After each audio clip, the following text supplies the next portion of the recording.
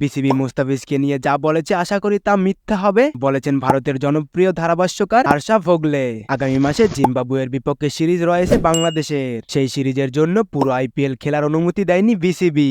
বোর্ডের কাছে মনে হচ্ছে আইপিএল এর চেয়ে জাতীয় দলের হয়ে খেলাটা বেশি লাভবান হবে মুস্তাফিজের। আর জালাল ইউনুস তো বলেই দিয়েছেন আইপিএল এর থেকে মুস্তাফিজের শেখার কিছুই নেই। তবে মুস্তাফিজকে নিয়ে বিসিবির এমন সিদ্ধান্তের সমালোচনা করলেন ভারতের জনপ্রিয় ধারাভাষ্যকার ও ক্রিকেট বিশ্লেষক আরশা ভোগলে। তিনি বলেছেন মুস্তাফিজ আইপিএল ছেড়ে যাওয়ার পর অনেক কিছু মিস করবেন।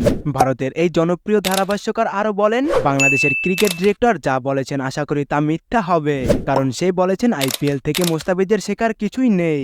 তখনই প্রশ্নটা উঠেছে কোথায়, তাহলে তার জন্য ভালো। আমি বুঝতে পারছি ব্যাপারটা, আসলে বাংলাদেশের রীতিটা ঠিক করতে হবে। এখানে খেলাটা মুস্তাফিজের জন্য খুব ভালো, কারণ এখানে সে দারুণ বোলিং করছে।